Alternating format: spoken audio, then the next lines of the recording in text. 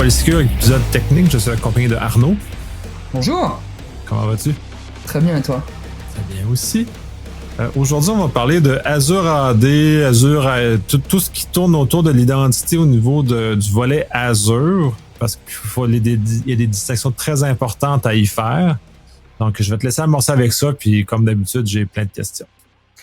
J'ai plein de questions, moi aussi, ça tombe bien.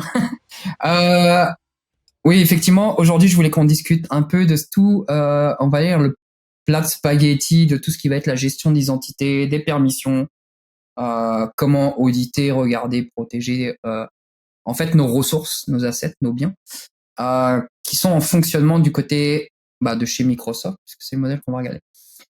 Deux composants majeurs à aborder, il faut comprendre tout de suite la différence. Il y a le côté Azure AD, Entra ID, et le côté Azure, exécution de ressources ou déploiement de ressources, qui ont deux modèles différents, même si c'est proche. Et justement, c'est très important de faire la distinction entre les deux parce que ça a des conséquences qui peuvent être très dramatiques si on maîtrise mal cette distinction-là. Ça a des conséquences avec des attaques possibles, l'utilisation d'attaques possibles, les classiques overprivilege, là, c'est jamais bon d'être root. En fait, faut jamais être root. Personne veut être root. Donc, la première partie, c'est vraiment Azure AD, qui s'appelle maintenant Entra ID, pour ceux qui sont pas au courant, ou celles qui ne sont pas au courant. Microsoft a changé de nom, c'est pas plus mal, même si j'aime pas les changements de nom continus, ils auraient mieux fait d'appeler ça correctement dès le début, mais on pouvait pas prévoir le futur comme ça. Entra ID, c'est vraiment la source d'identité dans l'environnement Microsoft Infonuage. Je ne vais pas dire Azure, justement, parce que c'est utilisé aussi pour Microsoft 365, tout comme ça l'est pour l'infrastructure Azure, mais ça peut aussi l'être pour des applications, ça peut aussi l'être pour des cloud providers externes comme AWS lorsqu'on fait du SSO. Donc, c'est un identity provider. Comme on l'imagine, en fait, le but dans Azure, c'est d'utiliser ces identités pour leur donner des permissions sur des ressources Azure, dépendamment de notre modèle, notre découpage, et comment est-ce qu'on veut donner des accès, lecture, modification. En fait, il y a beaucoup de permissions, on verra un peu plus tard. Azure AD, bien comprendre que c'est pas du RBAC. Qu'est-ce que le RBAC? C'est des role-based access. Alors qu'Azure AD, c'est une identité, on peut s'authentifier, on peut prouver qui on est. Et ensuite, on peut donner des accès. Bien sûr, il y a un overlap entre les deux systèmes. Azure a besoin d'Azure AD, Entra ID, pour fonctionner, pour attribuer des permissions. Mais on n'a pas forcément besoin d'Azure pour faire de l'Azure AD et utiliser ces identités dans Microsoft 365. Les rôles, par exemple, ne se recouvrent pas entre les deux systèmes. On peut avoir différents types de rôles. Donc, forcément, si vous travaillez dans l'univers de Microsoft, du côté d'Azure AD, on va parler de Global Administrator, de User Administrator, d'administrateur de facture. J'essaie de le traduire en direct, mais je le connais pas. Et du côté d'Azure, en fait, on va parler plus de rôle de contributeur, de propriétaire, de lecteur, de User Access Administrator. Et là encore, du côté role-based, en fait, quand on verra plus tard, mais c'est limité à un scope, à une portée. Donc, c'est pas forcément des rôles globaux. Ça peut être limité à un ensemble de ressources, à un abonnement, à une structure, mais ça utilise cette identité. Donc, c'est la façon que j'essaie de l'expliquer pour que les gens comprennent la nuance très importante entre les deux univers, c'est que M365, c'est comme un produit qui vit dans Azure. Ce qui est pas tout à fait vrai, là. C'est pas, pensez-moi pas des tomates parce que c'est pas tout à fait vrai. Mais la réalité de la façon de le concevoir, c'est que c'est comme un service qui a été développé, qui repose sur un vrai hébergeur de type cloud, comme Azure est. Donc, la notion, elle vit dans son univers à elle, à quelques éléments près, puis tu vas faire les nuances. Mais c'est comme ça de le séparer. Donc, ce qui existe dans cet univers-là, qui est hébergé, c'est comme si j'avais créé une application et que j'avais des droits d'accès dans cette application-là que j'avais développée, qui n'ont pas de lien avec mon infrastructure, mais qui utilisent la même source d'identité. Et on parle vraiment de source d'identité, pas de source de privilèges, pour effectuer l'authentification des deux côtés. Un peu comme on voit dans nos infrastructures plus classiques, où les rôles d'administration, de gestion des serveurs n'ont pas de lien avec ceux qui font utilise et dite application. Les analogies sont toujours trompeuses, mais même si ça peut aider à comprendre. Dans mon cas, Arnaud Landry pourrait très bien avoir un rôle de lecteur dans Azure AD et un rôle de, je l'ai mis comme exemple, Key Vault contributeur, donc un gestionnaire, un contributeur sur des coffres forts de gestion de secrets. Ça me permettrait de lire des informations dans Azure AD, mais pas forcément de créer quoi que ce soit ou de modifier quoi que ce soit.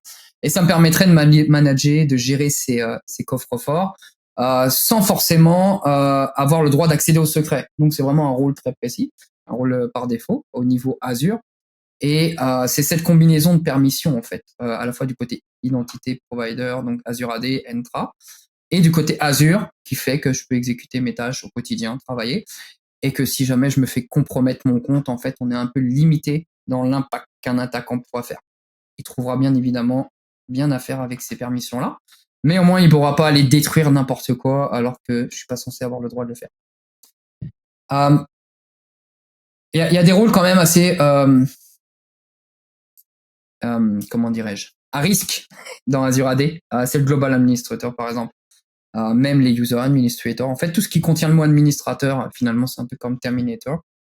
Faut faire attention, là, c'est risqué ces rôles-là. Il faut vraiment savoir qui les utilise, quand, pourquoi. Le Global Administrator, par défaut, n'a pas de permission sur Azure. Okay, c'est vraiment deux environnements isolés. Mais, parce qu'il y a un mais, il y a une capacité, je l'ai plus forcément sur mon écran, il y a une capacité de s'activer des permissions au niveau Azure AD pour venir donner des accès aux ressources Azure du côté de chez Microsoft. Il faut faire attention à ça, ce qui veut dire que un global administrateur par défaut n'a pas accès aux ressources Azure, mais il peut se donner les permissions de se donner les accès. C'est un petit peu tiré par les cheveux, mais il faut bien comprendre que du coup ce rôle-là est extrêmement critique. On ne le distribue pas à n'importe qui.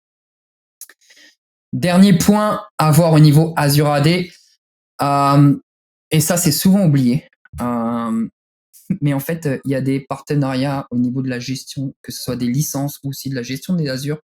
Ça vient souvent en fait par le biais de Microsoft 365. Comme on le comprend, si on a mal géré la délégation des droits, ça peut impacter Azure indirectement par rebond. C'est la délégation des accès privilèges pour les partenaires, pour les providers. Ça, Microsoft a mis ça dans une autre section. Et c'est tout assez obscur. C'est pour ça que beaucoup de clients généralement l'oublient. Se retrouvent avec une liste de delegated partner ou administrative privilege parce qu'un jour ils ont acheté une licence, puis ils ont cliqué, puis finalement ça a donné des accès externes sans qu'ils le sachent. Ça, c'est quelque chose qu'il faut absolument regarder. À la question avez-vous des partenaires pour quelque chose dans votre gestion? Si la réponse est non, vous retirez tout ça. Fermez la porte, et puis si jamais il y a besoin de la rouvrir, c'est toujours possible. Mais c'est quelque chose de risqué, étant donné qu'on l'a compris, si on est global administrateur, on peut prendre la propriété sur les ressources Azure. C'est assez clair jusque-là? C'est très clair jusque-là. Et oui, c'est ça. Ça, j'en ai vu des tenants qui avaient des partners qui apparaissaient. Puis c'est les premières choses que je vais examiner, puis juste m'assurer que le contrat est encore actif entre le partenaire et le client, parce que s'il l'est plus, faut botter ça le plus vite possible, parce qu'il y a un accès techniquement quasi plus élevé que le global admin dans le tenant, parce qu'il est comme par-dessus. Ouais, il est dans un rempli pas visible facilement comme ça. Là, c'est encore dans une autre bled dans les interfaces de Microsoft. Donc c'est assez, on va dire, tricky, vicieux comme vicieux. Puis c'est un peu pour ceux qui se connaissent un peu comme ce que Lighthouse permet de faire un peu. C'est un peu ce qu'un Lighthouse permet de jouer par-dessus. C'est la version peut-être grand public de cette notion-là de partner, où eux-mêmes sont branchés dans un tenant qui leur appartient pas. Puis le Lighthouse fait essentiellement la même chose, à quelques différences près. Donc ça, c'était la première partie, Entra ID. On va lui utiliser son nouveau prénom plutôt que de parler dans le passé. Mais toutes les docs parlent encore d'Azure AD. Donc faut avoir l'alias. C'est le moment de faire un alias dans son esprit. Donc maintenant, on va parler d'Azure, donc l'exécuteur, le système là, qui fonctionne avec des subscriptions, des abonnements pour exécuter de la compute ou du stockage ou du service. XY, selon ce que Microsoft propose. Et là, on est sur un modèle non plus forcément avec des rôles comme dans Azure AD et de la gestion d'identité, mais on est sur du Role-Based Access Control. Donc, on attribue des permissions à des objets qui peuvent être des utilisateurs ou de différents types. En fait, le premier élément principal dont on va parler, c'est le service principal, justement. Un service principal, c'est un objet représentant l'objet à qui on va attribuer des permissions dans l'environnement. Donc, ça peut être un utilisateur, ça peut être un groupe, ça peut être un service principal ou ça peut être un manager identity. Ça, c'est ce que dit Microsoft dans la doc. Mais quand on va regarder ce qu'est un service principal, on se rend compte qu'en fait, un service principal a 3-4 types et qu'un manager identity, c'est un service principal à ce niveau-là. On en a d'autres aussi. Donc, on a des applications qui peuvent être des services principaux. Puis, on a des choses quand on lit dans la doc, par exemple, comme le social LDP qui est for internal use. C'est dans la doc. Je sais pas à quoi ça sert. Je l'ai pas utilisé personnellement. Mais c'est là. Ça, c'est les petites choses qu'on retrouve soit dans la documentation, soit dans les API de Microsoft. Comme des fois, on voit des règles IPv6. C'est non consommable, c'est non documenté, mais ça répond dans l'API. Il faut pas chercher à comprendre. C'est comme ça. Ces services principal, à savoir que par exemple, généralement on donne des droits à des utilisateurs, mais effectivement, lorsqu'on fait de l'IAC, en fait, on va pas donner des droits à un utilisateur qui va répondre OK sur son MFA, sur son téléphone ou mettre sa YubiKey lorsqu'il veut faire un déploiement.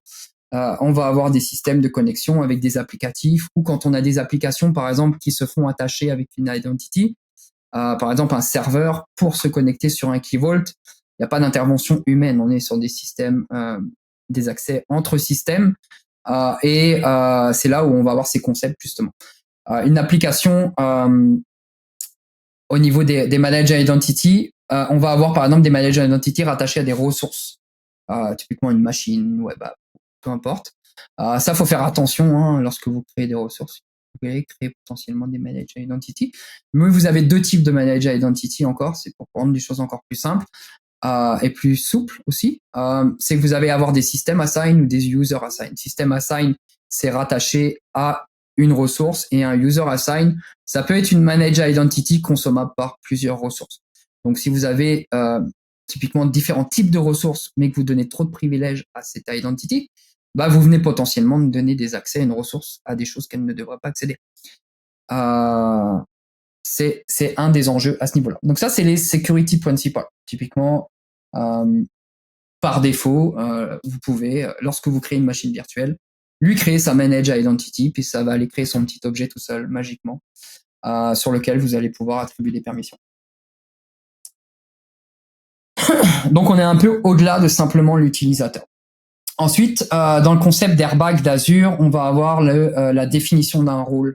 Donc là, on retrouve un peu les mêmes concepts, ou même pas un peu, mais complètement, dans d'autres cloud providers. Vous allez avoir des fichiers structurés, YAML, peu importe le langage, dans lequel en fait vous allez donner un nom à ce rôle. C'est toujours bien de lui donner un nom, parce que nous les humains, on peut faire ça aux chiffres. Vous allez avoir des actions, vous allez retrouver des fois des étoiles, mais c'est pas bien en fait, on verra plus tard. Les étoiles, c'est jamais bien dans la vie, sauf quand on regarde le ciel la nuit. Vous allez avoir des actions. Les actions, en fait, c'est des éléments unitaires sur un service, par exemple. Donc, ça va être déposer fichier, créer fichier, supprimer fichier sur un compte de stockage. C'est des actions très unitaires. Il y en a vraiment trop. Il y en a des milliers et des milliers en fait d'actions possibles si jamais vous voulez jouer à ça, à créer vos rôles personnalisés. Bien sûr, Microsoft fournit des rôles par défaut. Il faut trouver le juste milieu entre les deux, on verra un peu plus tard.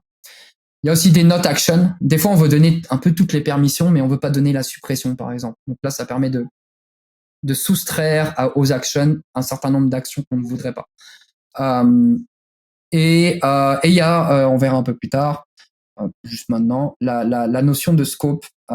Donc un scope dans la partie airbag, c'est une portée en français. En fait, c'est à quel élément est-ce qu'on va rattacher cette permission. Il y a toujours une notion d'héritage, donc du haut vers le bas, du bas vers le haut, dans l'environnement d'Azure, et donc on a différentes ressources objets qui peuvent être utilisés pour appliquer ces permissions. Donc, on va avoir des objets, des groupes de gestion, ce qu'on retrouve justement dans une landing zone. Les objets subscription, abonnement. Généralement, si vous avez un tout petit environnement, vous avez probablement un seul abonnement, mais il faudra au moins en créer 2, voire 3. Puis, à l'intérieur d'un abonnement, vous pouvez avoir des ressources groupes, comme des dossiers, on va dire, ou des conteneurs virtuels pour organiser ce que vous allez mettre à l'intérieur, c'est-à-dire vos ressources, ce que Microsoft va vous facturer. Pour être clair, c'est ces ressources-là qui vont être à la fin sur votre facture, et c'est ces ressources-là sur lesquelles vous allez potentiellement devoir donner des permissions à des humains, à des groupes d'humains ou à des systèmes. Et dernier élément principal, c'est le role assignment dans le concept du RBAC. C'est la glue entre les trois, c'est-à-dire un security principal, un user, un humain, comme j'ai dit, une définition de rôle et un scope. Et ça fait un role assignment, une assignation de rôle, comme un titre en fait, finalement, on pourrait avoir dans une organisation. À savoir qu'Azure supporte aussi les rôles deny. Moi, je le pratique pas trop. C'est pas une pratique qui était très répandue il y a quelques années parce que ça ne marchait pas. Et les deny assignment, c'est l'inverse, parce que ce dont on a discuté depuis tout à l'heure, c'est des autorisations en fait. C'est des rôles d'autorisation. Mais on peut aussi utiliser dans certains contextes des rôles de deny. Ça peut être utile parfois lorsqu'on veut interdire des accès à certaines ressources ou certaines opérations, par exemple. Ça pourrait être des moyens d'avoir des guardrails à haut niveau dans l'organisation pour faire un deny à l'ensemble d'un certain nombre d'utilisateurs. Si on veut protéger ou interdire, par exemple, des accès à des API particulières, ça peut être le genre d'utilisation qu'on fait. À savoir que dans les documentations de Microsoft, ils ont un beau petit graphe. Si vous allez voir Azure RBAC, là, je crois que c'est dans la première page, vous avez un beau petit graphe qui vous explique comment une évaluation est faite. C'est pas très compliqué, hein, c'est un process assez simple. Et quand vous lisez le YAML justement d'un rôle, finalement, c'est quand même assez explicite. C'est pas mal ça. Sur la partie RBAC pure. Est-ce que tu as des questions sur ça déjà? Non, ça va très bien. Mais moi, je suis pas mal dans ma zone de confort dans ce genre de choses-là parce que j'en ai fait quand même suffisamment pour pas me perdre. Puis dans le fond, comme les notions de deny sont intéressantes quand on veut pas recréer un rôle de toute pièce, aller fouiller dans les 10 000 permissions granulaires et de vouloir juste bloquer un sous-ensemble de choses plus rapidement. Je vais l'utiliser dans ce contexte-là parce que c'est plus rapide. Est-ce que c'est idéal? Non. Parce qu'il vaut mieux redessiner un rôle correctement au lieu de commencer à utiliser des petites manœuvres comme ça. Mais globalement, quand on est pressé, c'est l'approche que je vais utiliser pour sauver du temps. Si on veut limiter certaines opérations sur des API, c'est peut-être là où on va commencer à utiliser des étoiles à certains moments et faire des deny, mais bien être certain de ce qu'on est en train de pousser comme code. Tout est une question de risque d'arrêt de production ou ce genre de choses aussi. Faut être vigilant. C'est ça, puis c'est toujours la place parce que quand on utilise des deny, on a de la place à l'erreur, les oublier ou le retirer par erreur. Et c'est pour ça que c'est peut-être pas idéal à utiliser à long terme, mais pour patcher rapidement des besoins dits urgents. Ça peut toujours servir, mais pour le long terme, moi, j'aime pas parce que ça rend compliqué la logique d'accès et c'est propice à l'erreur.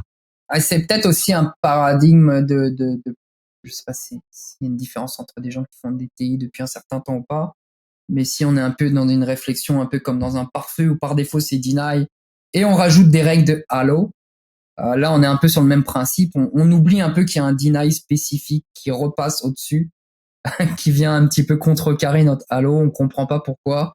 Et effectivement, ça peut aider à la compréhension, mais ça permet de bloquer rapidement. Donc, ce qui est plutôt, en termes d'intervention ou de blocage à un certain niveau, c'est plutôt intéressant.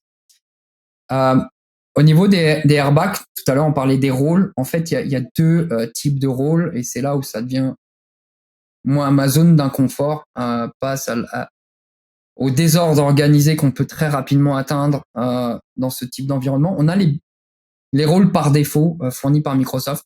Je ne vais pas compter combien il y en avait, mais il y en a quand même un certain nombre.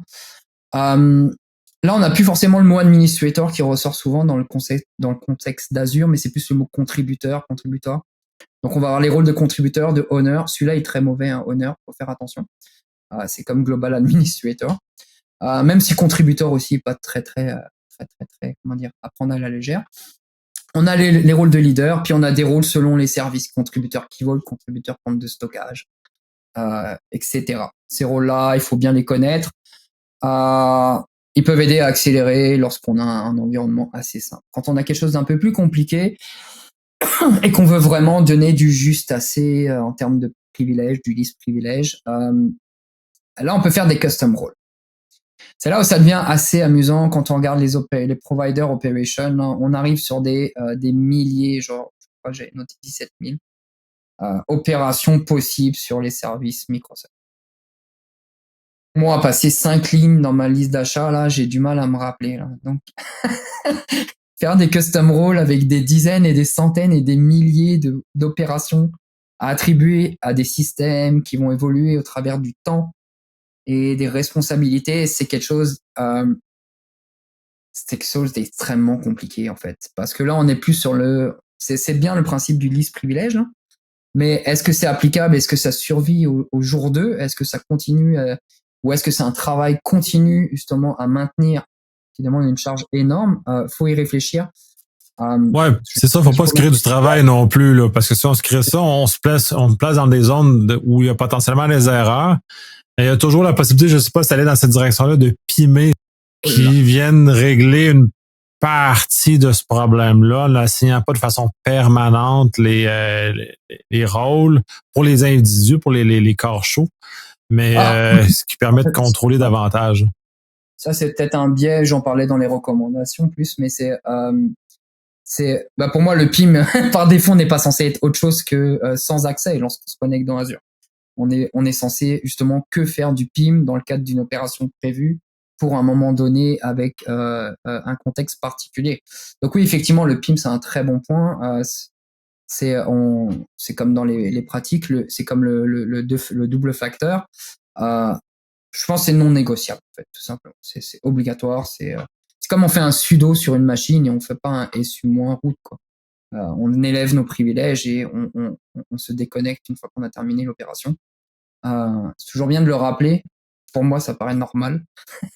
Mais des fois, c'est un peu moins. Là où ça devient compliqué, les custom roles, c'est par exemple, j'en parle avec un client, c'est lorsqu'on veut, par exemple, dans des cadres de pipeline, définir des rôles particuliers pour les service connection, pour faire les déploiements corrects.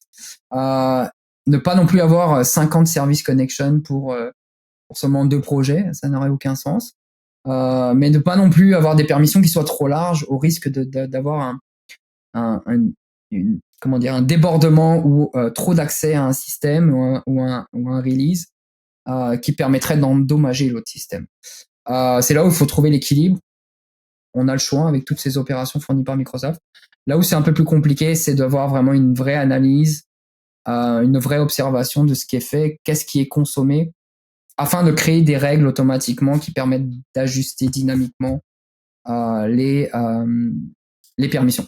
Il y a des outils qui font du comportemental pour détecter des anomalies, les KIM par exemple, mais c'est pas des choses qui sont naturellement exploitables comme ça dans les interfaces de Microsoft. Mais ça existe, c'est comme les permissions NTFS, on peut très rapidement s'y perdre jadis, ou les permissions LDAP. C'est sympa, il y en a des centaines, puis on finit par donner des droits administrateurs. Ça, c'est moins sympa. À savoir que de toute façon, même si on nous dit que le cloud est illimité, les nombres d'assignations de rôles sont limités dans Azure. Il y a des limites, comme tout, comme pour tout système. Donc il y a un certain nombre de rôles qui peuvent être créés. Donc Microsoft a mis quand même des chiffres assez hauts. Là, on parle de 4000 rôles assignment par abonnement. Ça commence à en faire du monde qui travaille sur un seul abonnement. Donc il y a des limites, faut en prendre compte. Donc faut pas non plus rentrer dans l'excès de recréer des systèmes qui soient vraiment trop granulaires et inexploitables au final.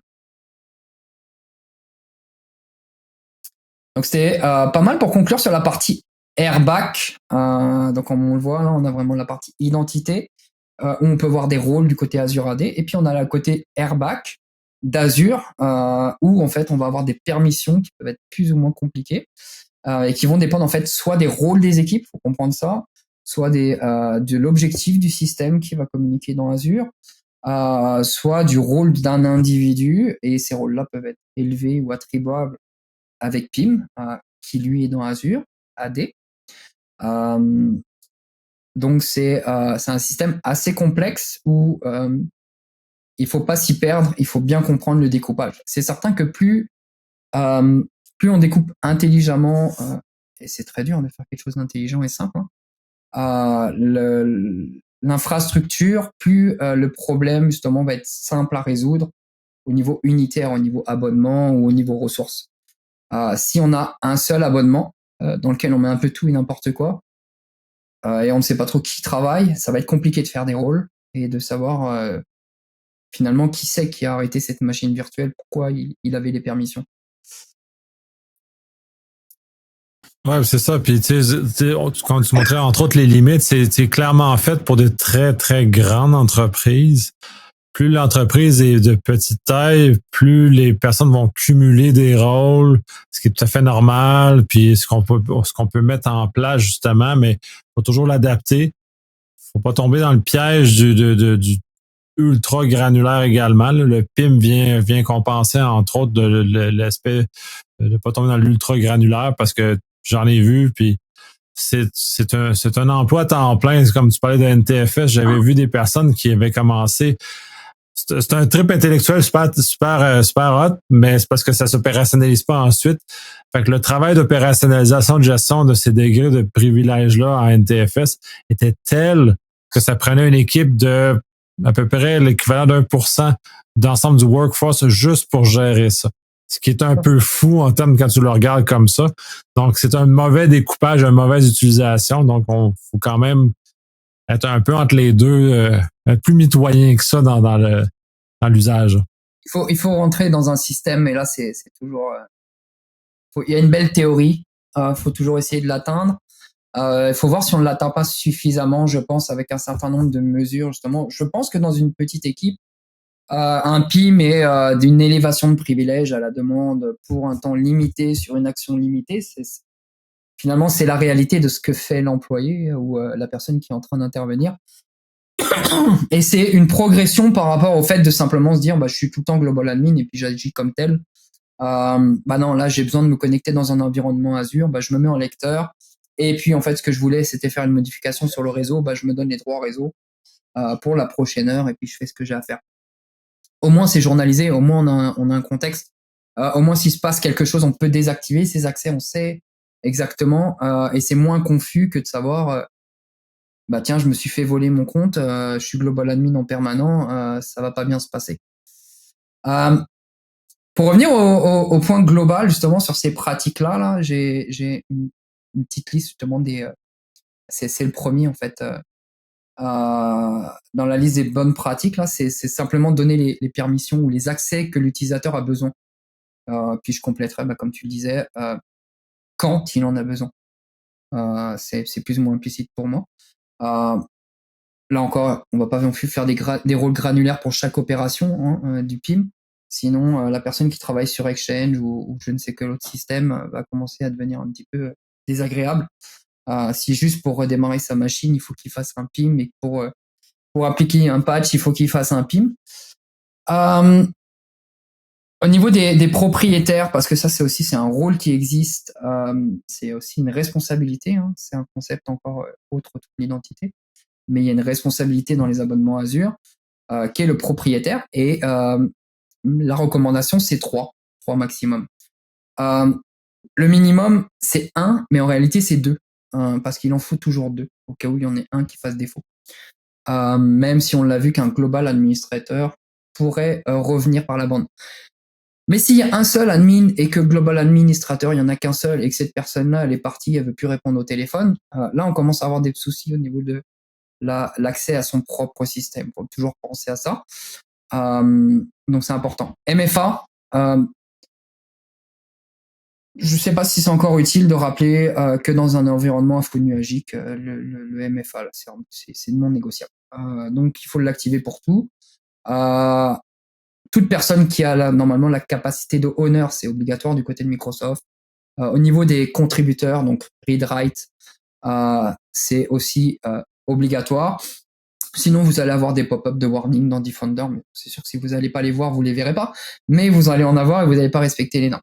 Moi, j'irais même au niveau que si vous avez des accès pour ce qui va être des personnes qui ont des rôles owner ou des rôles qui peuvent avoir accès à des données critiques, j'irai pas sur du MFA, par exemple sur du password avec du SMS ou ce genre de choses.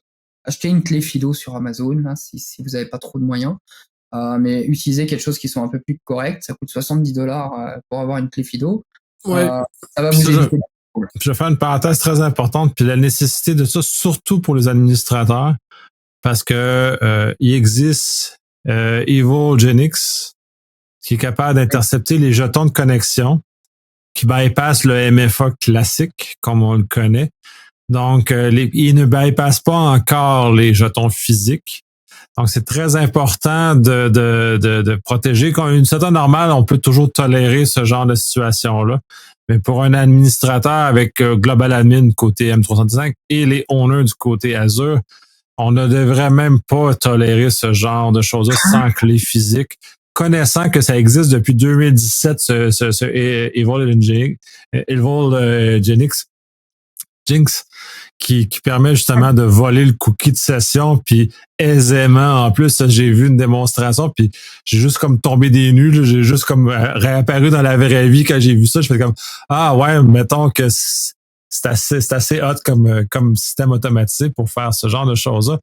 Et sachez que les admins vont se faire afficher beaucoup plus que les autres parce que c'est eux, c'est leur identité qu'on va obtenir parce qu'elle est plus intéressante. Ça, c'est certain. Et là encore, c'est une question de... En plus, l'avantage avec une clé, j'ai envie de dire, c'est qu'il n'y a plus besoin de négocier, par exemple, quand on est dans une entreprise, à savoir, est-ce que j'utilise le téléphone personnel ou pas, ou quoi que ce soit. Non, c'est une clé. C'est terminé, c'est détaché, on n'en parle plus. Ça vient clôturer ces débats d'utilisation personnelle ou professionnelle. Fortement, en fait. C'est même pas une recommandation, ça devrait être une obligation. Moi, j'ai reçu une deuxième clé récemment que j'avais racheté. Et sur Apple, par exemple, lorsqu'on s'onboard avec des clés FIDO, ils en exigent deux, eux, en fait, tout simplement, pour avoir une clé de backup, forcément. Ma première clé, elle, était un peu fatiguée, c'est pour ça que j'en avais racheté une deuxième. Et c'était l'occasion, en fait, d'activer ça chez Apple, mais eux, ils refusent une seule clé. C'est deux clés ou rien, sinon, bah, tu n'utilises pas le hardware. À titre personnel, je comprends que ça puisse pas plaire à tout le monde de claquer, dépenser $70 tous les X années pour une clé d'authentification. Mais c'est parce qu'à titre personnel, t'es tout seul, t'es le seul responsable de ton compte. Donc, à ce moment-là, c'est ça le trade-off à faire parce que là, toi, tu as deux clés. Dans l'entreprise, il va y avoir deux personnes qui ont chacun une clé.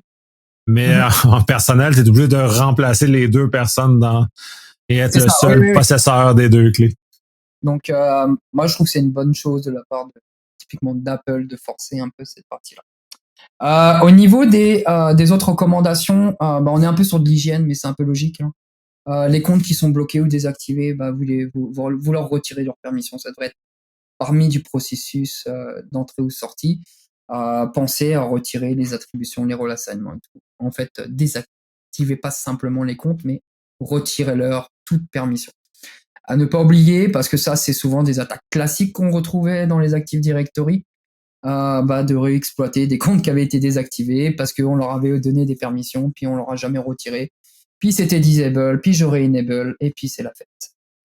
Le même principe s'applique toujours. Les guest accounts ou external accounts avec des droits ou des permissions avancées sur les abonnements, c'est non. C'est non dans Azure. Ça fait partie des recommandations de Microsoft d'ailleurs. Ils le permettent, mais ils disent que c'est faut pas le faire. Moi, je vous recommande de pas le faire. Même chose pour ce qui va être lecture et écriture, contributeur, pas simplement honneur. Donnez un compte interne de votre environnement sur lequel vous avez la gestion. Et une fois que la personne a fini son mandat, vous désactivez son compte, vous retirez toutes ses permissions, vous lui retirez sa licence. Et puis si demain ça a besoin de continuer, vous lui redonnez ses permissions. Les access review aussi, ça c'est quelque chose qui est important. C'est classique ça dans Azure AD. Réviser que les accès, en fait, qu'on n'ait pas de cumulatif d'accès, qu'on n'ait pas oublié de retirer des personnes d'un groupe. Ça généralement c'est intéressant dans Azure AD parce qu'on peut mettre de la responsabilité auprès de certains managers de groupe par exemple ou de rôle. Utiliser le PIM, le Privilege Identity Management, pour moi c'est un peu comme le MFA, là, surtout sur les rôles contributeurs ou honneurs. Il n'y a pas vraiment de discussion à avoir. Assigner des rôles à des groupes, pas à des utilisateurs.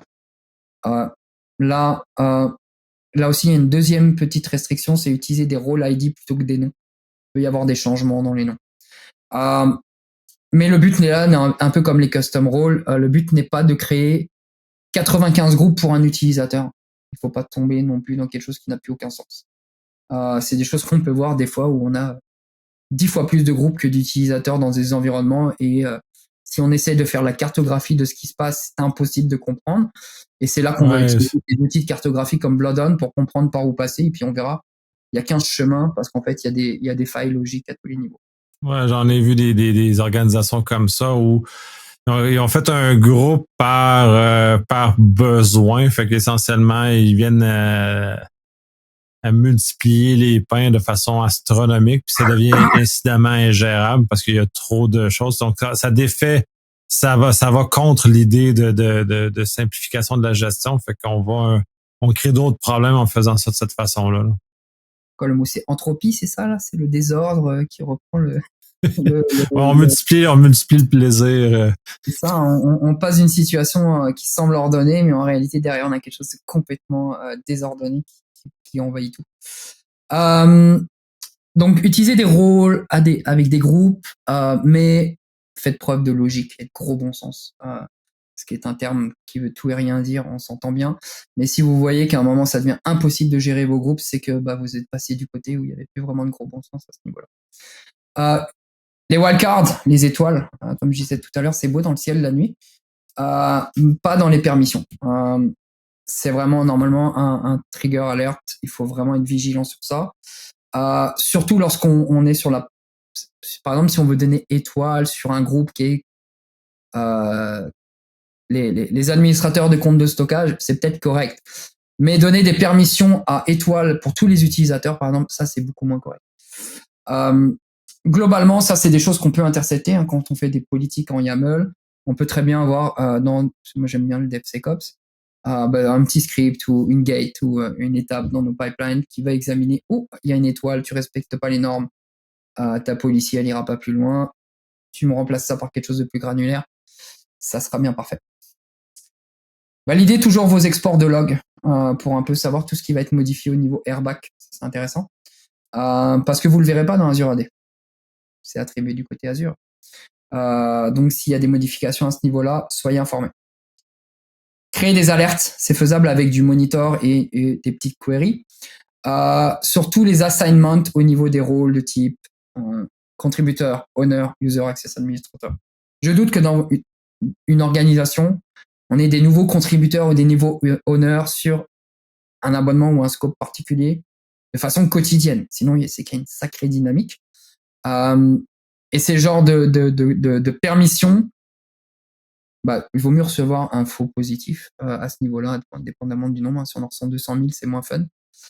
Mais il vaut mieux être informé. Tiens, quelqu'un s'est vu attribuer le rôle User Access Administrator. Comment ça se fait? Ça vient d'où? J'étais pas au courant qu'il y avait une nouvelle personne dans l'équipe. Le change dont je parlais tout à l'heure, la modification là depuis Azure AD, du Access Management for Azure Resource, il se verra pas comme ça dans les audit logs d'une subscription. Microsoft a décidé de faire simple. Quelqu'un peut avoir des accès sur votre subscription et vous le saurez pas, même si vous êtes le propriétaire. Vous le saurez pas directement. En fait, il y a une histoire de bled encore où il faut aller cliquer au bon endroit pour avoir les journaux, pour voir cette opération-là. Ou sinon, c'est quelque chose qui peut être commandable au niveau role assignment en PowerShell, par exemple, où vous allez pouvoir interroger le système pour savoir s'il y a eu quelque chose à ce niveau-là. Ça, c'est quelque chose qui est vraiment vicieux parce que ça peut se faire sans que vous vous en rendiez compte. Il faut être très vigilant sur ce genre d'action et encore plus vigilant finalement sur qui est Global Administrator dans Azure AD parce qu'il peut venir dans votre environnement, même si vous lui avez pas donné les droits. Comme je disais, vérifiez les partenaires dans vos infrastructures. Si vous avez acheté des licences chez plusieurs, vous avez probablement des traces d'accès ou de permissions accordées au fur et à mesure du temps dans le Microsoft Admin Center. Et bien sûr, c'est comme de l'hygiène, comme des comptes inutiles, on retire les permissions inutiles en fait. On n'en a plus besoin, on n'en a plus besoin. Vérifiez vos Manage Identity. Pas faire un focus seulement sur les utilisateurs. Il y a aussi tout ce qui est Manage Identity, tout ce qui va être application par exemple, que vous allez avoir dans un autre blade dans Azure AD, qui ne sera pas dans la partie user ou groupe. Et puis vérifier en fait les permissions. Comment là, il va falloir faire des recherches parce qu'il y a plein de solutions, mais il n'y en a pas de simple disponible depuis le portail d'Azure. Et il est possible de vérifier de façon unitaire, par exemple pour un utilisateur, les accès. Donc un peu comme les access review, si vous avez besoin. Si c'est votre équipe, vous pouvez vérifier les accès des membres de votre équipe. À ce niveau-là, c'est toujours une bonne chose. Autre point qui est intéressant aussi d'un point de vue identité, c'est faites en sorte d'avoir un système de revue des policies et utilisez de l'IAC. Parce que l'IAC, ça va vous protéger, ça va pouvoir mettre des passerelles humaines avant de déployer quelque chose. Ça peut ralentir le processus, mais en fait, il vaut mieux ralentir quand on arrive au bord d'une falaise. Et ça peut éviter justement d'un attaquant de, en fait, avec des policies, de créer un certain système de persistance sans que vous vous en rendiez compte avec des corrections automatiques dans votre infrastructure. Donc ça, c'est un peu le même principe pour tous les systèmes. Les Azure Policies sont encore un autre système qui pilote votre infrastructure Azure et ça peut faire attention. Faites attention aussi au airbag. Quand je dis faites attention à ce qu'il soit présent. Tous les services Azure ne sont pas role-based access. Certains services, quand vous les déployez, comme AKS ou comme par exemple Cosmos DB, c'est dans les recommandations de Microsoft Defender for Cloud. Par défaut, ils n'utilisent pas le système d'authentification, d'identité et de rôle du airbag. Donc, il a son propre système avec une petite identité locale et autres. Donc, en fait, tout votre château de cartes peut s'écrouler puisqu'en fait, si vous mettez toute votre workload dans AKS, quelqu'un peut accéder au système dans AKS et bypasser complètement votre belle politique. Ouais, ça, c'est l'aspect encore exploitation du Kubernetes globalement. C'est parce que c'est un système dans un système. Ça, c'est un système géré qui est dans un système géré. Dans un cas d'éléments comme ça, c'est moins bien, disons, on va citer dans l'absolu, c'est moins bien géré que chez Google ou GCP parce que eux, c'est la nature même de leur fonctionnement. Dans le cas d'Azure, c'est un système supplémentaire ou une façon supplémentaire d'opérer qui justement utilise un Kubernetes géré, ce qui est une bonne chose. Faites pas votre propre chose, utilisez la méthode gérée parce que celle de AKS est supérieure en termes de sécurité puis de gestion. Cependant, c'est un système de sécurité indépendant parce que Kubernetes gère sa propre sécurité. Si vous avez un pod ou un node qui se fait pogner dans la chose, vous êtes foutu parce que l'ensemble de votre cluster va tomber et il ne sera pas protégé par les fonctions d'Azure. Ça, donc c'est un pensez-y deux fois là avant de prendre une décision. Moi, ma recommandation, c'est que si vous avez une stratégie basée sur les role-based access, airbag, essayez d'éviter d'avoir plusieurs systèmes qui vivent. Ça va rendre d'autant plus complexe, ou alors il va falloir mettre la main d'œuvre en phase, en adéquation avec vos objectifs, et ne pas penser que ça va se gérer automatiquement, puisque ça ne sera pas le cas. Celui-là, il est un peu plus douloureux au niveau des permissions avec les impacts qu'il peut y avoir avec AD. Azure AD, c'est penser un peu aux dépendances que vous pouvez avoir dans Azure AD. Et l'une des grosses dépendances, ça va être Active Directory. Avez-vous encore vraiment besoin d'Active Directory? Il y a beaucoup d'attaques qui repassent de Active Directory à déconnect. Je remonte, je suis dans Azure AD. Et si je suis dans Azure AD, comme vous l'avez vu, je peux redescendre et j'ai accès aux subscriptions. Si vous n'avez plus besoin parce qu'il y a juste un file server qui encore reste et que vous avez de l'Active Directory, pensez-y deux fois à savoir comment vous allez pouvoir retirer un système entrant potentiellement.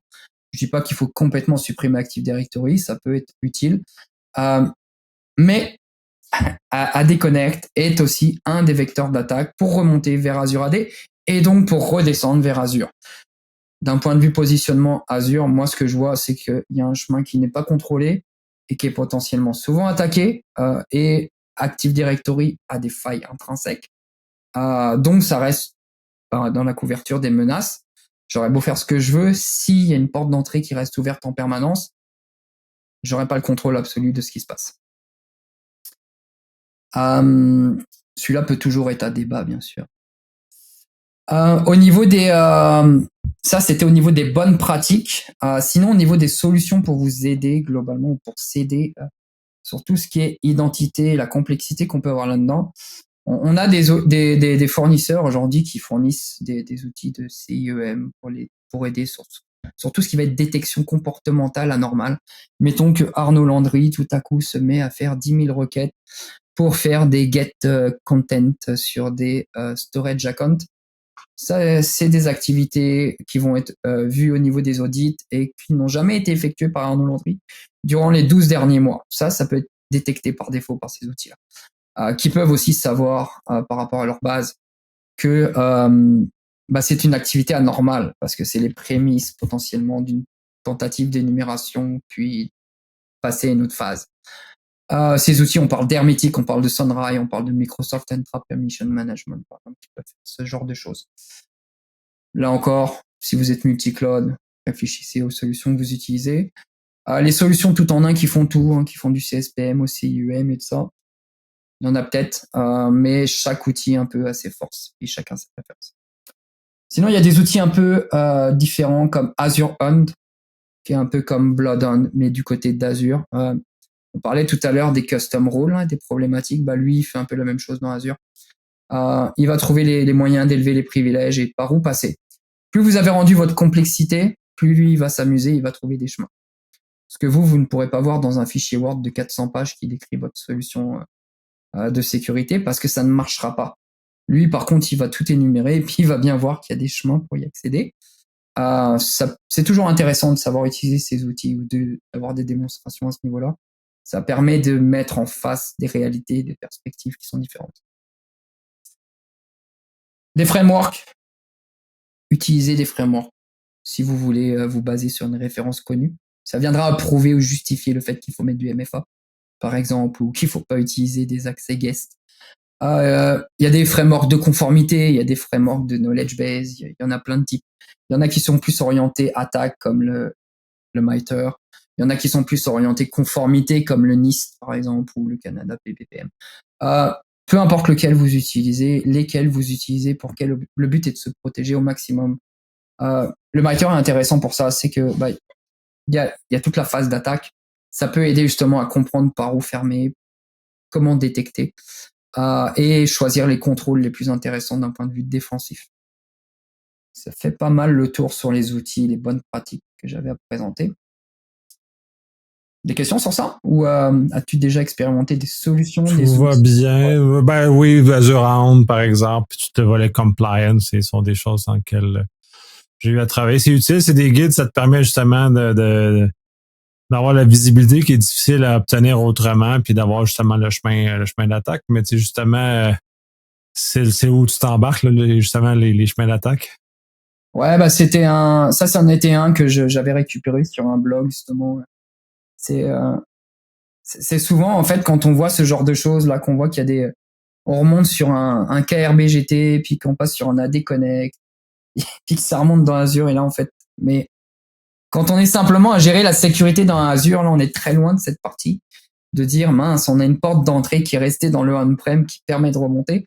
Mais il faut en être conscient, parce que sinon, c'est tout le château qui peut s'écrouler, et il y a une porte dérobée qui est restée ouverte. Comme je disais tout à l'heure, un global admin est une porte dérobée. Des accès trop élevés, c'est une porte dérobée. Un compte qui n'a pas d'MFA, ça j'en ai déjà vu plein, des contributeurs qui n'ont pas d'MFA, c'est une porte ouverte. Ça, c'est carrément une porte ouverte. C'est un peu tous ces éléments-là qu'il faut comprendre. Et puis, si vous regardez les différents blogs, Azure AD AttackPath, Azure AttackPath, au-delà des failles de Microsoft, là, comme celle qui vient d'être documentée, expliquée correctement récemment, il y a déjà toutes celles qui peuvent être liées à la mauvaise configuration d'un environnement. et on en fait par défaut beaucoup parce qu'en fait, c'est, comme je le dis souvent, c'est fait pour que ça fonctionne, pas pour que ça soit sécuritaire par défaut. C'est sécuritaire, mais c'est à nous de faire la sécurité. Si on a choisi de pas activer une fonctionnalité, Microsoft l'activera pas automatiquement pour nous. Non, puis parfois, il y a des coûts à certaines fonctionnalités, là, ce qui est des fois un peu vexant de savoir qu'il faut payer pour avoir plus de sécurité, mais ça fait partie du modèle d'affaires des grands clouders. Là. Ouais, il y en a eu des critiques comme ça du côté de 365 pour avoir justement des journaux d'activité, par exemple. Il fallait payer une licence premium, je ne sais pas quoi. Ça devient discutable parfois hein, à ce niveau-là sur savoir payer une licence pour avoir accédé aux journaux d'accès à une ressource. Je suis pas tout à fait d'accord. Bien sûr, les logs, ça crée du stockage. Hein. Payer pour le stockage en arrière, probablement. Mais payer simplement pour activer des journaux, ça devient un peu comme un piège. Là. Ça devient douloureux. On n'a plus vraiment le choix, parce que si on veut être correct, on va devoir y accéder à ces journaux. Donc, toujours bien réfléchir. Les blog posts, il y en a des centaines. Vous retrouvez encore des communications. Il y en a plein que ce soit sur le TriMax Security qui parlait d'Azure AD aussi, en passant par Active Directory ou les sites comme AD Internals ou cloudbrowser.info. Il y a plein de documents qui expliquent par où passer, comment exploiter en fait les différentes misconfiguration. Généralement, c'est des mauvaises configurations. Trop de permissions, pas de protection de l'identité, processus de détection déficiente ou inexistante. Et puis mauvaise compréhension de l'isolation entre les systèmes finalement. Entre Entra, M365 et le côté Azure. C'est toujours à prendre en compte.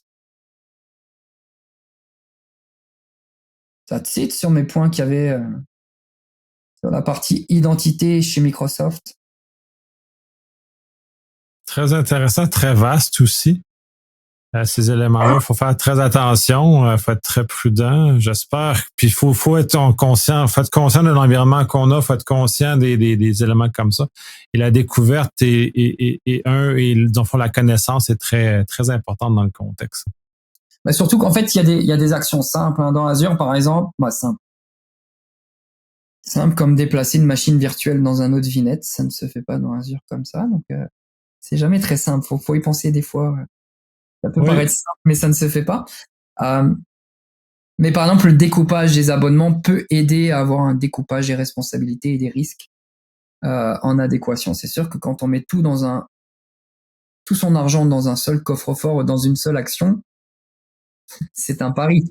Faut segmenter là, pour justement éviter que la zone de déflagration soit trop grande. Donc, c'est le fait de séparer par abonnement, c'est vraiment le modèle de base, c'est-à-dire de séparer tes zones de déflagration par abonnement pour limiter le problème s'il y en a une qui se fait compromettre. Non, on n'en compromettra pas les autres dans la mesure où les privilèges au niveau des abonnements sont bien ségrégés entre les différentes personnes. C'est un peu l'idée, là. Oui.